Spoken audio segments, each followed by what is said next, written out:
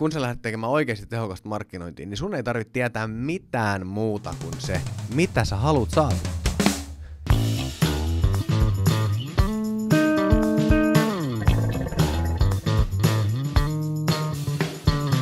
Tänään vastaillaan kysymyksiä, mitä ihmiset on kysellyt Guorassa markkinointiin liittyen. Ja näitä kysymyksiä mä koitin laittaa vähän jonkinnäköiseen kronologiseen järjestykseen, mikä ei välttämättä onnistunut kauhean hyvin. Mun näitä kysymyksiä on nyt, katsotaan 1, 2, 3, 4, 5, 6, 7, 8, 9 kappaleet näitä kysymyksiä, joihin me pyritään vastaamaan mahdollisimman kattavasti oman näkemyksemme mukaan, mutta kysy vaan ensimmäinen kysymys sieltä. Niin. Joo, eli ensimmäinen kysymys on, miten mainostaa omia tuotteita verkossa? Tällainen löytyy. Tämä on aika tämmöinen laaja kysymys tai tämmöinen, niin kuin, miten mä sanoisin, aika tämmöinen niin pyöreä kysymys loppuviimein, että miten mainostaa omia tuotteita verkossa. Tapojahan on todella niin kuin monia. Sä voit hakukonemainontaa tehdä, voit tehdä somemainontaa, voit kirjoittaa blogeja nettisivuille, oikeastaan niin kuin aika mitä tahansa sä pystyt tekemään, bannerimainontaa. Paljon asioita, mitä sä voit tehdä, mutta jos me lähdetään siitä, että miten kannattaisi ehkä mun mielestä mainostaa tuotteita verkossa, niin lähtökohtainen ajatus kaikilla mainonnalla, mitä verkossa, tai miten mä ajattelen, että verkossa kannattaa sitä ajatella ylipäänsä, on se, että sä alat tuottamaan jotain niin kuin semmoista arvokasta sisältöä. Se on ihan sama, mihin se on. Onko se sun verkkosivuille, onko se johonkin somekanavaa, onko se hakukoneisiin vai mihin, mutta sä alat antaa ihmisille jotain syytä kuunnella sua. Koska fakta on se, että niinku verkko on semmoinen homma, että jos sä selaat puhelimella, oli se niinku some tai mikä tahansa kanava tai Google, niin et sä niinku anna mahdollisuutta millekään mulle kuin sille, mitä sä haluat niinku itse nähdä siinä kännykäs ruudussa.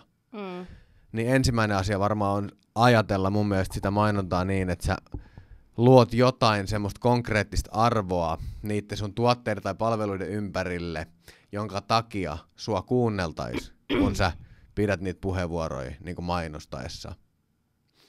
Ja sitten toinen asia on sen tietysti, että verkossa pätee, mun nähdäkseni se sama kuin pätee kaikkialla muuallakin, että siellä kannattaa olla, missä ihmiset on. Vähän niin kuin, että jos 60 000 ihmistä, ketkä on kiinnostunut kuuntelemaan Iron Maidenia, niin kävelee samaa reittiä stadionille katsomaan sitä Iron Maidenia, niin siinä reitin varrella on aika hyvä paikka laittaa banneri esimerkiksi vaikka Metallica-keikasta. Koska siinä on samat tyylisiä ihmisiä, kävelee 60 000 siitä ohitte, niin ne voi nähdä sen. Niin sama juttu se on, että ihmiset viettää aikaa kännyköissä, noissa somealustoissa hyvin paljon, Googlessa hyvin paljon, ja tämmöisissä alustoissa, mitkä vetää ihmisiä, niin siellä kannattaa mainostaa ja tuottaa semmoista arvoa, että sua voitaisiin kuunnella. Ja tiedostaen se, että jos et sä tuota mitään syytä, että minkä takia sua kuunneltaisiin, niin lähtökohtaisesti ketään ei kiinnosta paskan vertaan ne sun tuotteet. Ei niitä tullut katsomaan sinne. Eli luo sitä arvoa siihen sun tuotteiden tai palveluiden ympärillä verkossa, jos sä haluat, että sua kuunnellaan. No nyt tulikin hyvä. Mä silmäilin jo seuraavaa kysymystä, niin tää on hauska jatkuma tuohon, mitä sä äsken sanoit, koska seuraava kysymys on, tarvitseeko hyvää mainostaa? Siis tarvitseeko hyvää mainostaa? Niin tarkoittaako sitä, että voiko tuote myydä itseään, jos se on tarpeeksi hyvä? Oli se tuote tai palvelu minkälainen tahansa, hyvä tai huono tai loistava tai ihan surkea, niin jos ei ketään tiedä sen olemassaolosta, niin silloin ketään ei sitä voi ostaa. Eli kyllä hyvääkin palvelua tai tuotet niin ehdottomasti pitää mainostaa ja markkinoida ja saada ihmiset tietämään siitä, että sä teet jotain palvelua tai tuotetta, koska ei niillä ole mitään chanssiä muuten ostaa. Mä katsoin just jonkun hyvän pätkän tuolta, olisiko ollut, se oli itse asiassa Schwarzenegger Netflix-sarjasta. Schwarzenegger sanoi, että menestymisen salaisuus on se, että sä teet jotain oikeasti siistiä ja sit sä kerrot siitä muille, markkinoit. Eli vaikka jos sulla on se helvetin hyvä juttu, mitä sä oot tehnyt, niin kyllä sun pitää sitä mainostaa, koska ei ne ihmiset sitä niin kuin sulta kotoutuu hakemaan. Niin tää oli mun mielestä aika kattava ja lyhyt vastaus siihen mun nähdäkseni, että mitä hyvällä tuotteella kannattaa tehdä. Niin sitä varsinkin kannattaa mainostaa. Niin, kyllä, kyllä. Ja kannattaa tuoda sen oma arvo esiin. Juu. No seuraava kysymys on, mitkä ovat parhaat markkinointivinkit? No siis tää on kans aika tämmönen lavea kysymys, mutta parhaat markkinointivinkit varmaan ennen kuin sä lähdet mainostamaan tai markkinoimaan, niin mieti tarkkaan se, että mitä sä haluat sanoa ja mitä sun kannattaa sanoa. Ja että sä pystyt selkeästi kommunikoimaan sen lisäarvon, mitä sä tuotat sillä palvelulla tai tuotteellasi. Miksi sä teet sitä? Että sulla on jotain sanallisia muotoja siitä, kun sä lähdet puhumaan toisille ihmisille, että mitä sä sanot ja sä sanot sen hyvin. Se on ensimmäinen asia, mitä markkinoinnissa mun mielestä kannattaa ottaa huomioon. Ja toinen asia kannattaa markkinoinnissa varsinkin tänä päivänä ottaa huomioon se, että niin vähän niin kuin tuossa ensimmäisessä kohdassakin, että tänä päivän kukaan ei kuuntele vapaaehtoisesti mitään bullshittia, vaan sun pitää oikeasti tuottaa lisäarvoa sillä viestinnällä, mitä sä teet, sillä sun markkinoinnin pitää sisältää jotain lisäarvoa, mitä ihmiset haluaa kuunnella. Ei oikein ole jäljellä semmosia kanavia, mitä niinku massat käyttäis, missä tää asia ei pätis. Tietysti televisiossa pystyy edelleen mainostamaan, spämmimään mainostauolla, mutta ne mainospaikat on aika kalliita, varsinkin PK-yrityksillä, jos mietitään, että ihmiset, ketä katsoo vaikka jääkiekko MM-finaalia, niin siinä erätaulumainostaminen on suhteellisen suolaisen hintasta verrattuna siihen, että sä mainostisit vaikka Facebookissa tai Instagramissa tai TikTokissa semmoisella järkevällä budjetilla, ja mahdollisesti saat vielä paljon parempia tuloksiakin, jos teet sen oikein. Näin, mä lähtisin sitä miettimään, että oliko tämä sama kysymys vielä itse asiassa? On, että mitkä on parhaat markkinointivinkit ja pitäisikö tästä vielä koota niin, että laittaa nippuun toi äskeinen, mitä sä sanoit. Mä en muista kaikkia, mutta ensimmäinen asia, mikä mulla tuli mieleen, oli se, että kun sä lähdet tekemään, niin mieti, miten sä sanot ja mitä sä sanot ennen kuin lähdet edes puhumaan kenellekään. Sä voit sanoa asiat hyvin tai huonosti tai tehokkaasti tai sillä, että ketään ei kiinnosta. Ja sitten toinen asia oli se, että mainosta ja markkinoi siellä, missä ihmiset on. Ja kolmas asia oli muistaakseni, en muista enää se, mutta kelaa taaksepäin ja kuuntele uudestaan tuo kohta, jos haluat muistaa. Eli mene sinne, missä on sun yleisö ja mieti, miten ja mitä. Ja miksi. Ja miksi. Miksi niiden ihmisten pitäisi olla tekemisissä sun kanssa. Se on niinku todella tärkeä asia. Jos ei sulla syytä, miksi jos ei sillä toiselle ihmiselle anneta syytä olla sun kanssa tekemisissä, niin se ei tule olemaan sitä. Ja se ei sitä syytä tule niinku miettimään kauhean pitkään siinä oston yhteydessä, vaan se pitää olla ihan ilmiselvää, että minkä takia tämä pitäisi ostaa. Kyllä, ja tässä vaiheessa, jos jää kiinni siitä, että se ei ole selvää itselle, niin sit se ei varsinkaan tule selväksi muillekaan. Se on juurikin näin. 4. kysymys on, mikä on paras tapa saada näkyvyyttä yritykselleni? Tämä kysymys on ehkä vähän hankala vastata tällä, että mikä on paras tapa saada näkyvyyttä yritykselleni. Paras tapa saada näkyvyyttä yritykselleni on varmaan lähtökohtaisesti se, että sä mietit, millainen budjetti sulla on, mitä tavoitteita sulla on, selvitä alun perin sen, että mietit ekaksi, että mikä se sun tavoite on sillä markkinoinnille, mitä sä lähdet tekemään. Koska niin kuin aikaisemminkin on sanonut, niin ei kaikkia yrityksiä kannata yrittää olla vaikka samanlainen kuin Kylie Jenner Instagramissa, vaan sun pitää ekaksi tietää, että minkä takia sä lähdet markkinoimaan, miten sitä myydään. Eli paras tapa niin lähteä miettimään, että miten sä saat näkyvyyttä, tehokasta näkyvyyttä sun yritykselle on se, että ekaksi sä määrittelet sun omat tavoitteet todella tarkasti ja sen jälkeen selvität, että miten sä pystyt asettamaan niin kuin digitaalisessa muodossa ne tavoitteet niin, että ne tukee niitä sun oikeita tavoitteita. Eli että ne sun konversiot, eli digitaaliset tavoitteet tukee niitä tavoitteita, mitä sä haluat tehdä. Koska edelleenkin niin kuin, siinä ei ole välttämättä järkeä, että sä alkaisit niin kuin, hakemaan vaan todella suurta näkyvyyttä esimerkiksi 12-vuotiaita kakaroitte niin kuin Snapchatissa, jos sä myyt vaikka niin partahöyliä. Niin mieti ekaksi, että mitä sä myyt, miten se myydään, kenelle se myydään, missä nämä ihmiset on, ja sit budjetoit tarkkaan, ja teet ratkaisut sen sun oma tilanteen mukaan räätälöidysti, mutta se kaikki lähtee aina mainonnassa, varsinkin tänä päivänä, niin siitä tavoitteiden asettamisesta. äkkiä siinä astuu siihen miinaan, että sä haluaisit vaan, että sä oot niin kuin joku sometähti niin kuin sun firmas kanssa tai jotain vastaavaa. Mutta se on huonosti mietitty. Se ei ole loppuun asti mietitty asia. No tää on nyt hyvä aasi siltä seuraavaan kysymykseen, joka on, mikä on ollut suurin markkinointivirhe, joka on tehty? Mikä on ollut suurin markkinointivirhe, mikä on tehty? Tätähän on mahdotonta oikeasti tietää. Niin siis ehkä tuommoista yksittäistä tapahtumaa vaikea tietää, mutta mulla tuli tässä semmoinen niin kuin tarina mieleen. Et mä en muista, että oliko se Honda vai Volvo tai joku automerkki mainosti Super Bowlin väliajalla niin, että he laittoi niinku ihan saatanan iso budjetti siihen tietysti, että Super Bowlin väliajan mainostaminen on maailman kallein mainospaikka. He osti tämän mainospaikka sieltä ja mainostivat siellä semmoista niinku tilannetta, että no niin, että suunnittele oma autosi niinku eri varusteet ja värit ja täältä verkkosivuilta.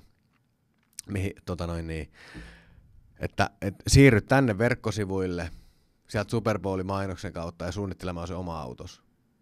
Ja sitten se linkki ei toiminut. Niin mun mielestä se on aika suuri niinku markkinointivirhe, mitä ensimmäinen, mikä tulee mieleen. Mutta sitten taas kyllä ne yleisimmät virheet varmaan niinku lähtökohtaisesti, ainakin oma kokemuksen mukaan, tällä hetkellä digitaalisessa mainonnassa ainakin, niin liittyy siihen taas kerran tavoitteiden asettamiseen. Ihmiset ei ole perillä siitä, että millaisia tavoitteita sun on mahdollisuus asettaa sun mainonnalle. Ja mä itse asiassa kuvasin tuossa eilen semmoisen reelsipätkän, missä mä sanoin näin, että kun sä lähdet tekemään oikeasti tehokasta markkinointia, niin sun ei tarvitse tietää mitään muuta kuin se, mitä sä haluat saavuttaa. Mutta se sun täytyy tietää helvetin tarkkaan. Eli kun sä lähdet tekemään, niin alkuun riittää se, että sä määrittelet ne sun tavoitteet, jotka sun mainonnalle on. Ja sit sä lähdet tekemään. Sit sä lähdet postaamaan, lähdet tekemään. Ja nyt joka kerta kun sä postaat, niin sul kertyy tietoa ja dataa siitä, että miten ne ihmiset reagoi niihin sun postauksiin. Ja sä voit ottaa tästä asiasta opikseen, siitä tiedosta opikseen. Ja tehdä, ja otetaan esimerkki siitä, että sulla on TikTok-mainonnassa keskimääräinen videokatsontakerta vaikka 3 sekuntia. Mietit oikein niin kuin tarkkaan, yksinkertaisesti, mitä se tarkoittaa.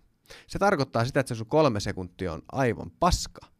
Koska ihmiset ei viihdy kauempaa, ne lähtee pois. Sun tarvii tehdä se 3 sekuntia siinä videon alusta uudestaan.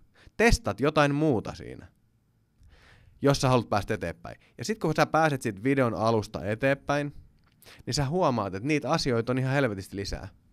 Että sä voit optimoida niinku tuhansia eri asioita. Ja sit ensimmäinen asia, mihin sun kannattaa niinku kiinnittää huomioon vaikka somemainonnan tekemisessä, on se, että se viesti menee perille asti. Se on suurin virhe, että sun viesti, sä maksat siitä, että se viesti ei edes mene perille asti. Ja sit kun se viesti alkaa menemään perille asti ja sä oot optimoinut sitä sun mainontaa niin, että se on kiinnostavaa, niin se sun näkyvyyskin alkaa kasvaa automaattisesti ja vielä ilmaiseksi. Eli sen on tehnyt 100 000 ihmiset esimerkiksi somessa. Ja jos sä haluat tehdä niin kun, kääntää sen virheen voitoksi itselleen, minkä muut niin kun tekee monesti, niin älä luovuta, vaan ala seuraamaan, jaa se sun tavoite, mikä sun mainonnan tavoite on, minkä sä oot määritellyt aluksi tehokkaasti, niin jaa se osiin. Ja rakennat sen sun menestyksen askeleelta, optimoimalla sitä sun mainontaa. Jos et sä sitä tee, niin se on sun mainonta suuri virhe. Toisen asia, minkä oppiminen tapahtuu näin, siinä vaiheessa, kun sä oot pyyhinyt ne paskat housusta 1000 kertaa sieltä maksanut niin 100 000 euroa esimerkiksi siitä, että se mainonta ei toimi, niin mä suosittelen ymmärtämään ja ottamaan vakavasti ton, ja myös ymmärtämään sen, että jos sä teet noin, ja haluat vaikka esimerkiksi olla vaikuttaja jossain TikTokissa, tai mitä sä sitten haluatkaan saavuttaa niitä tavoitteita digimarkkinoinnin avulla, niin sä onnistut 100 varmasti, jos sä noudatat tota taktiikkaa. Ja taas, jos et noudata sitä, niin tää on sun mainonta suurin virhe. Bitch. No niin. Joo. Joo. Se oli aika kattavasti sanottu. Joo, Mä mietin semmoista, että ehkä siinä on myös semmoinen, että vaikka olisi tehnyt kuinka tarkan polun, tarkan suunnitelman itselle, että mitä etappeja täyttyy ja mitä tavoitteita täyttyy, ja sit mä menen paikasta A paikkaa B paikkaa C, ja se on tosi tarkkaan mietitty, niin on myös tärkeää havaita se, että vaikka siihen on käytetty aikaa ja vaivaa siihen suunnitelman tekemiseen, jos se näyttää siltä, että se ei kertakaikkisesti toimi, niin pitää uskaltaa astua sivuun ja tehdä se uudestaan. Toi on todella hyvä pointti. Ja vielä se itse asiassa, mä voisin lisätä tuohon äskeiseen vaahtoamiseen, niin tuolta pohjalta yhden asian. Se tärkein asia siinä, että kun sä lähdet optimoimaan niitä asioita, mitä vastaan tulee, että sä pääset siitä videon alusta vaikka eteenpäin ja saat optimoitua niitä asioita, mitkä on esteitä, että ihmiset ei katso sitä videoa tai sitä seuraa sitä sun mainontaas, niin oo rehellinen itselle siitä, että mikä toimii ja mikä ei. Se on helppo tykätä jostain asiasta, mutta jos ei se toimi, niin älä tee sitä, vaihda se, oo rehellinen itsellesi, älä tee sitä, tee jotain muuta. Vaihtoehto on ihan helvetisti ja ei voi rakastua niihin omiin ideoihinsa niin paljon, että maksaa siitä helvetin isoa summaa, että se ei toimi. Kyllä. Tieto voittaa arvailun. Kyllä. Kyllä. On muuten semmoinen yksi sanonta, pitää tähän väliin vielä sanoa, mikä mä törmäsin johonkin, mikä hienosti voidaan liittää moneen asiaan, mutta sopii myös tähänkin. Se on siis englanninkielinen ja se meni jotenkin niin, että growth creates pain, but there's no pain like staying the same. Ja sitten se pätee myös tuohon mainonnan suunnitteluun. Todellakin. Joskus se voi olla haastavaa, mutta jos sä vaan niinku jatkat sitä tietä, mitä sä tiedät, että se ei välttämättä palvele kuitenkaan kaikilta osilta sitä sun tavoitetta, niin se on tosi kivinen tie.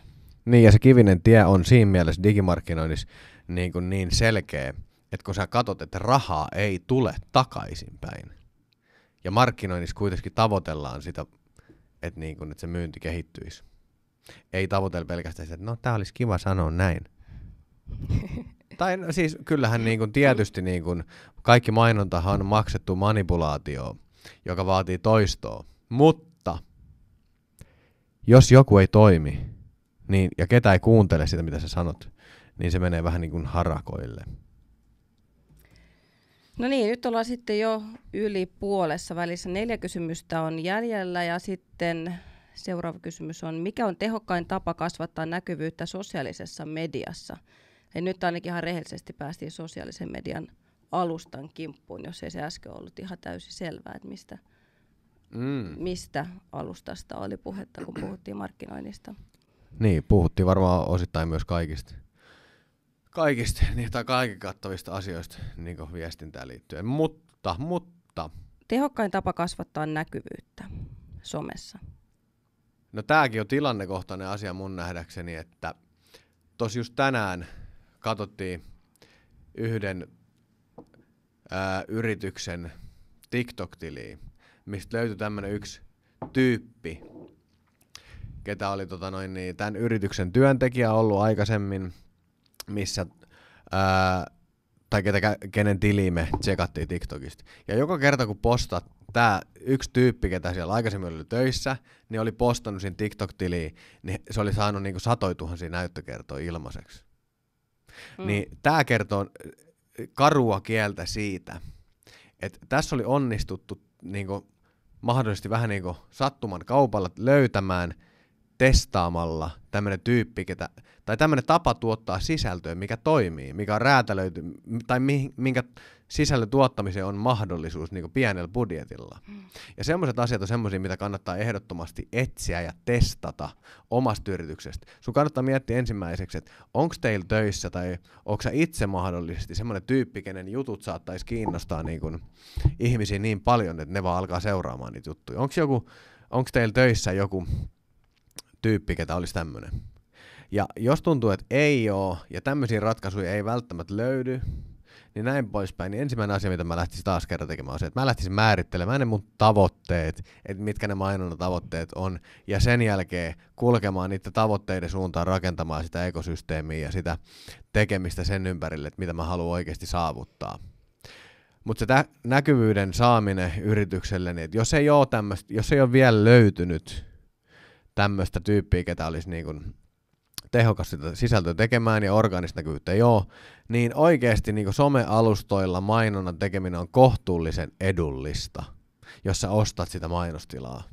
Jos sä ostat niin kuin maksettua mainontaa vaikka brand awareness tavoitteella tai video TruePlay tavoitteella Metasta tai TikTokista ostat videonäyttökertoja, niin se ei ole oikeasti kauhean kallista ja se on kannattavaa. Mutta monesti törmää siihen, että yrittäjät tai mainonnan tekijät lähtee mieluummin suoraan tekemään sitä niinku taktista mainontaa, että tarvitsee heti tällä rahaa takaisin, unohdetaan se brändin tekemisen tärkeys. Et se on helvetin tärkeetä, että kun sä lähdet mainostamaan, että ihmiset haluaa kuunnella sua. Pakko ottaa tämmöinen pieni nosto.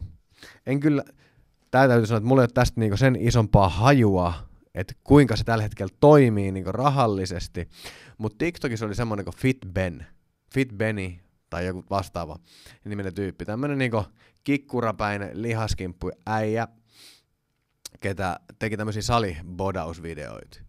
Ja sillä oli mielenkiintoista sisältöä, sillä oli hyviä ravintovinkkejä, sillä oli isot haukkarit, se näytti millainen haukkari tehdään ja leuavetoja ja kaikki. Hyvä, siisti kundi kokonaisuudessaan ja hyvää sisältöä, keräsi hemmetisti seuraajia.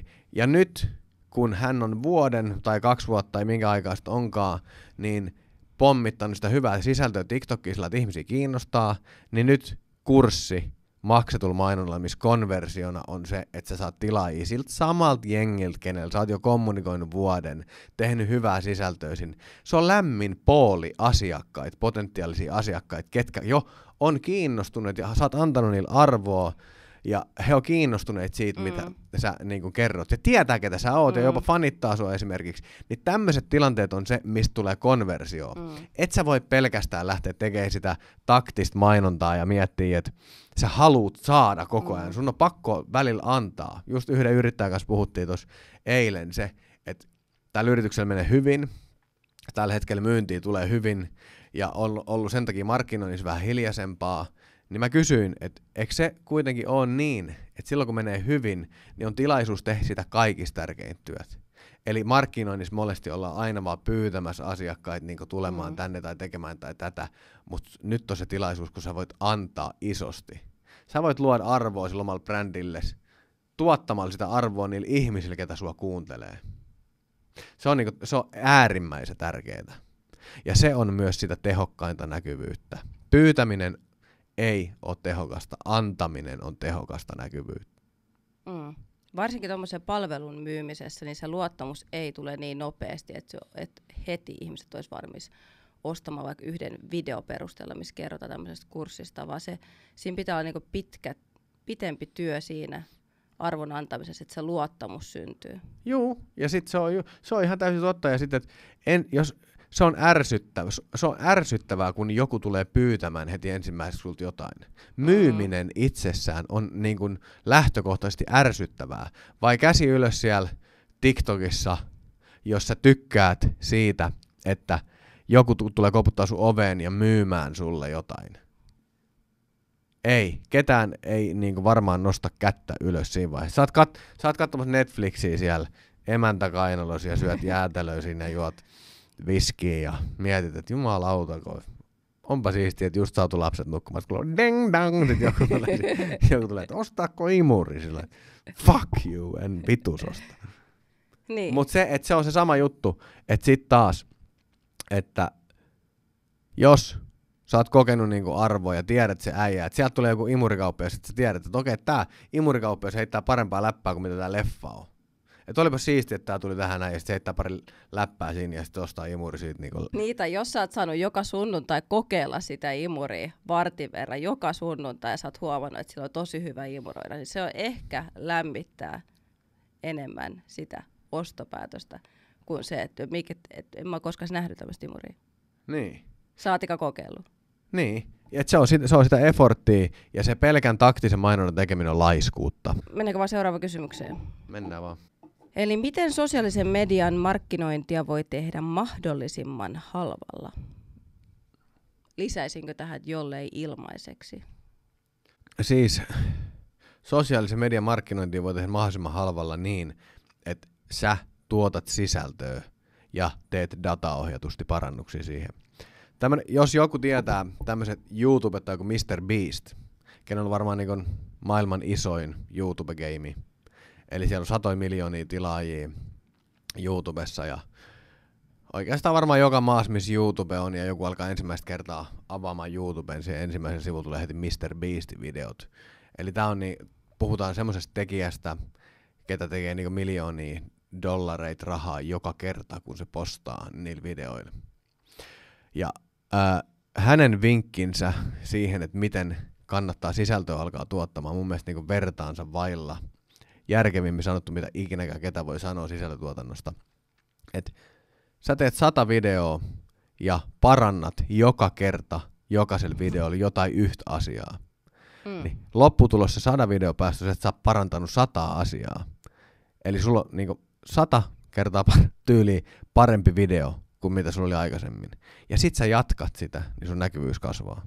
Se on kova. Se on tehokasta, että sä vaan alat postaamaan ja joka kerta parannat jotain. Ei sun tarvitse tietää, että mitä sun tarvitsee parantaa. Sä näet sen lukea sieltä datasta. Esimerkiksi jos taas kerran ihmiset ei edes katso sitä videoa, niin moni kompastuu jo siihen, että se videon alku on täyttä sontaa.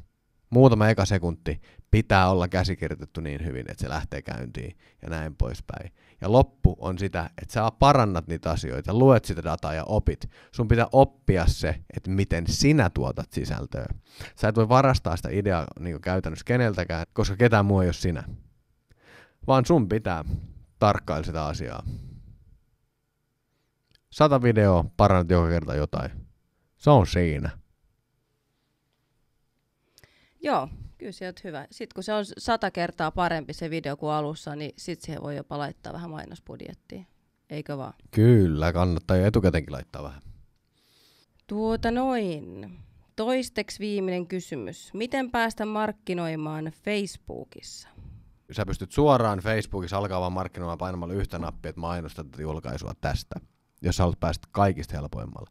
Eli teet yritystilin Facebookiin, luot yritykselle sivun, lisäät pankkikorttitiedot sinne ja sit postaat jotain, niin siihen viereen ilmestyy nappi, että mainostat tätä postausta, niin sit sä postaat siitä, painat siitä, niin siitä sä pääset esimerkiksi mainostamaan. Mutta jos sä haluat tehdä sen järkevästi, sillä että niin kun Facebook ei vaan rahasta sua ylihintaa, niin sä meet osoitteeseen business.facebook.com ja luot business managerin. Eli luot sun yritykselle business managerin, sinne mainostilin ja teet sinne kampanjan mainosjoukon ja laitat sinne niitä mainoksia pyörimään. Ja katot YouTubesta kaikki videot, että miten se tehdään, ja jos et siltikään osaa sitä tehdä tai jaksa alkaa tekemään, niin soita jollekin, ketä sen osaa tehdä ja tulee neuvomaan sua, esimerkiksi meikäläiselle, jos haluat. Mutta siis, se on hyvin helppoa. YouTubesta löytyy vinkit varmasti niinku kaikkeen tekemiseen. Suomeksikin löytyy vinkkejä YouTubesta, että miten sitä Facebook-mainontaa tehdään. Eli kannattaa sieltä katsoa. Ja kannattaa tutustua oikeasti niin hyvinkin tarkasti siihen, että miten sitä tehdään, koska siinä on valtava ero, että teekö sä sitä hyvin vai huonosti. Esimerkiksi yksi asia, mitä mä haluan sanoa, että kun sä lähdet tekemään sitä, niin ensimmäiseksi tutustu siihen, että sä oot asentanut sun Facebook- tai kotisivuille tai verkkokauppaan tai mitä sä sitten käytätkin, niin Facebook-pikselin ja appin. Ja jos se tuottaa sulle hankaluuksia, niin tilaa meta-asiantuntijayhteydenotto ja pyydä tältä asiantuntijalta, ketä sulla soittaa, että sä saisit yhteydenoton metan seuranta asiantuntijalta. Niin sit sulla soittaa semmonen tyyppi, ketä osaa auttaa sua asentamaan ne pikseli ja appin niin varmuudella oikein siinä sun verkkosivuun tai sit verkkokauppaan. Niin sit se asia on kunnossa, niin se seuranta toimii ja näin poispäin. Ja sit sä mietit, että mitkä ne sun mainonnan tavoitteet taas kertaa. Tätä ei voi liikaa niin kuin tai tätä ei voi liikaa painottaa, koska mä joka kerta kun mä oon konsultoinut vaikka jotain yritystä tai aloittanut tekemään jonkun yrityksen kanssa yhteistyötä, niin siellä ei koskaan ole niin tarpeeksi tarkkaan mietitty niitä tavoitteita käytännössä. Niin tee se ja sit tiedostat sen, että se ensimmäinen mainos, mikä sulta tulee, niin se ei ole hyvä. Vaan sä alat testaamaan, että mikä toimii. Ja maksat siitä, että sä opit.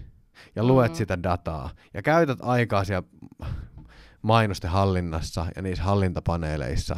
Näet sen effortin siihen. Vaikka se kuulostaakin helpolta ja se on helppoa painaa sitä nappia, että mainosta tästä. Niin tee itsellesi palvelus. Äläkä astu siihen joukkoon, missä on kymmeniä tuhansia suomalaisiakin yrityksiä, ketä on sitä mieltä, että Facebook-mainostaminen on ihan paskaa, vaikka todellisuus on se, että ne on aivan paskoi itse mainostamaan Facebookissa. Eli jos vaan pyytää apua, niin Facebook auttaa, neuvoo, kaikkea tarvii itse tietää. Niin, ja tämäkin on semmoinen asia, että tuolla kuitenkin, niin tätä on tehty jo kohtuullisen kauan, tätä Facebook-mainontaa.